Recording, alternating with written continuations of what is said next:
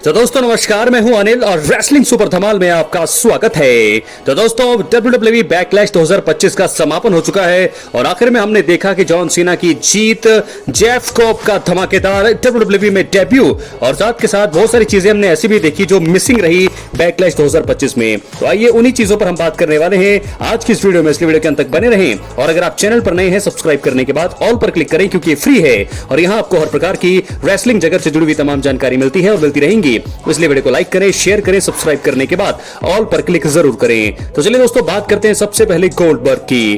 Goldberg को लेकर बहुत सारी रिपोर्ट्स में सामने बताया जा रहा था कि गोल्डबर्ग की वापसी होगी बैकलैश 2025 में। गुंथर और पैट मैकेफी के बीच बहुत ही अच्छा मुकाबला तो नहीं हुआ, लेकिन हम सब ये उम्मीद कर रहे थे कि आखिरी पलों में जरूर जो है गोल्डबर्ग की वापसी होगी, उनका थीम म्यूजिक बजेगा, लेकिन ऐसा कुछ भी हमें देखने को नहीं मिला। ये एक अच्छा मौका हो सकता था बैकलैश को अच्छे तरीके से और भी ज्यादा कामयाब बनाने के लिए। अगर ये कामयाब तभी होता जब यहाँ पर एक दो अच्छे रिटर्न्स हमें देखने को मिलते। मैं पहले बात करूंगा गोल्डबर्ग की, उसके बाद बात करूंगा हमारे original tribal chief Roman Reigns के बारे में। तो दोस्तों आपको बता दें सबसे पहले कि गोल्डबर्ग को लेकर रिपोर्ट्स में हर एक रिपोर्ट में बताया जा रहा था कि वो वापसी करेंगे, बैकलैश में वो वापस आ सकते हैं और यहां से जो है गुंथर के खिलाफ मुकाबला जो है ऑफिशियल कर सकते हैं, दुश्मनी की शुरुआत कर सकते हैं, नई स्टोरी शुरू कर सकते हैं गुंथर के साथ और उसके बाद समर स्लैम तक आते आते इनके बीच एक मुकाबला हमें देखने को मिलेगा। लेकिन ऐसा नहीं हुआ। गोल्डबर्ग जो थे बिल्कुल नहीं नजर आए, पूरी तरह से मिसिंग रहे, जिसके चलते मुझे लगता है कि ये एक बहुत ही बड़ी गलती कर दी है WWE ने। तो कब होगी गोल्डबर्ग की वापसी, ये सब अब देखना होगा। लेकिन फिलहाल गोल्डबर्ग का तो दोस्तों पता नहीं, लेकिन ओरिजिनल ट्राइबल चीफ यानी कि रोमन रेंस कहां है। दोस्तों बैकलैश में जैसे मैंने आपको कहा था कि 1% उम्मीद है, 1% उम्मीद है रोमन रेंस के आने की, तो देखा वो नहीं आए, लेकिन उनके बारे में अपडेट आनी चाहिए थी, अपडेट बताना चाहिए था WWE को कि वो कहां है, अब कब वापसी करेंगे, कोई रिपोर्ट। तो ऐसे में दोस्तों रोमन रेंस एक बार फिर जो है ब्रेक पर हैं और वो ब्रेक कितना लंबा होगा ये देखने वाली बात होगी। इस समय मौजूदा समय में आपको बता दें कि रोमन रेंस सबसे बड़े सुपरस्टार है WWE में और ऐसे में उनका ब्रेक पर होना ये बहुत बड़ा नुकसान है बिजनेस के लिहाज से, व्यूअरशिप के हिसाब से। और हर एक जो प्रीमियम लाइव इवेंट अब जो होगा जिसमें रोमन रेंस नहीं नजर आएंगे, वो जो है WWE के लिए घाटे का सौदा होगा। फिलहाल रोमन रेंस तो नजर नहीं आए क्योंकि उनके आने का सेंस बनता भी नहीं था, क्योंकि सेथ रॉलिंस का कोई प्रोमो हमें देखने को नहीं मिला। अगर सेथ रॉलिंस होते, उनका कोई मुकाबला होता किसी नए ग्रुप के साथ, तो ऐसे में उनका आना बनता था। लेकिन रोमन रेंस जो है बैकलैश में तो नहीं आए। तो मैंने आपको फिलहाल वो 3 कारण बता दूं कि रोमन रेंस बैकलैश में क्यों नहीं आए। सबसे पहला कारण, सेथ रॉलिंस के साथ उनकी स्टोरी चल रही है। आपको पता है कि रेसलमेनिया 41 में सेथ रॉलिंस ने जीत हासिल की, सीएम पंक और रोमन रेंस को हराया, जिसका बड़ा कारण रहे पॉल हेमन के साथ और सेथ रॉलिंस के साथ, और अब जुड़ चुके हैं उनके साथ ब्रॉन ब्रेकर। रोमन रेंस की दुश्मनी जो है अब इनके साथ शुरू हो चुकी है। तो ऐसे में जब ये तीनों ही बैकलैश में नहीं थे, इनका कोई सेगमेंट नहीं था, ना कोई मुकाबला था, तो ऐसे में रोमन रेंस का आना बनता नहीं था। नंबर 2, बैकलैश 2025 में नहीं आने का कारण क्योंकि अभी बहुत सारे बड़े इवेंट बाकी हैं, समर स्लैम का आना बाकी है और उसके बाद जो है धीरे धीरे इस साल के 2 या 3 बड़े प्रीमियम लाइव इवेंट होते हैं, जैसे रॉयल रंबल हमने देखा, रेसलमेनिया, समर स्लैम और सर्वाइवर सीरीज। 4 सबसे बड़े प्रीमियम लाइव इवेंट होते हैं जिनमें ही रोमन रेंस का आना, तो वहां पर वो आते ही हैं, लेकिन फिर भी इसलिए जो है रोमन रेंस नजर नहीं आए क्योंकि उनका आना तो है किसी भी प्रकार से समझ ही नहीं होता, कोई सेंस ही नहीं बनता। हालांकि वो प्रोमो आकर के दे सकते थे, अपने फ्यूचर के बारे में बता सकते थे, ब्रॉन ब्रेकर के बारे में, पॉल हेमन और सेथ रॉलिंस के बारे में बता सकते थे, लेकिन फिलहाल वो नहीं आए। लेकिन अब जो है आगे आने वाले समय में रोमन रेंस क्या करने वाले हैं। रोमन रेंस जो है समय आपको बता दें कि रिटायरमेंट के बारे में उन्होंने बात की है। मुझे लगता है कि 2 या 2.5 साल जो है यानी कि 2027-28 में रोमन रेंस WWE को पूरी तरह से अलविदा कह देंगे और ऐसे में वो जो पल होगा WWE फैंस के लिए, रोमन रेंस के फैंस के लिए बहुत ही बुरा होगा। तो ऐसे में फिलहाल जॉन सीना तो इस साल रिटायर हो जाएंगे, लेकिन रोमन रेंस दूसरा ऐसा बड़ा नाम है जो जॉन सीना के बराबर है।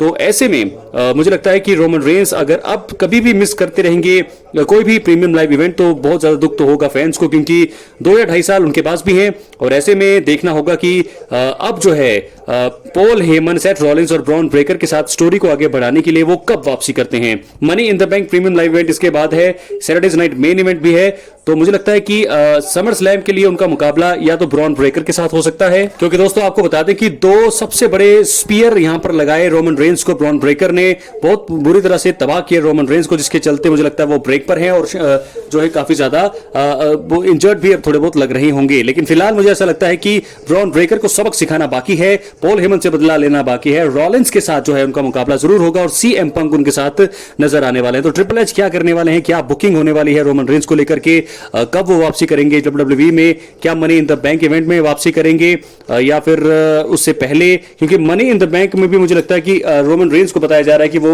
मुकाबला लड़ सकते हैं और वो जीत सकते हैं, money in the bank winner बन सकते हैं, ये भी कई रिपोर्ट्स में बताया जा रहा है। तो ऐसे में रोमन रेंस की वापसी, रोमन रेंस के बारे में क्या स्टेटस है उनका, हर प्रकार के डब्ल्यूडब्ल्यूई के जो फैंस है वो जानने के लिए इच्छुक रहते हैं। तो ये थी मेरी रिपोर्ट जो मैंने आपको बताई कि रोमन रेंस इस समय ब्रेक पर है और फिलहाल उनके आने के बारे में ट्रिपल एच को पता है और वो जानते हैं कि किस प्रकार सेथ रॉलिंस, पॉल हेमन और ब्रॉन ब्रेकर के साथ उनकी स्टोरी को आगे बढ़ाया जाएगा, क्योंकि उसके उलट जो है मुझे नहीं लगता कि किसी भी स्टोरी का कोई सेंस बनता है।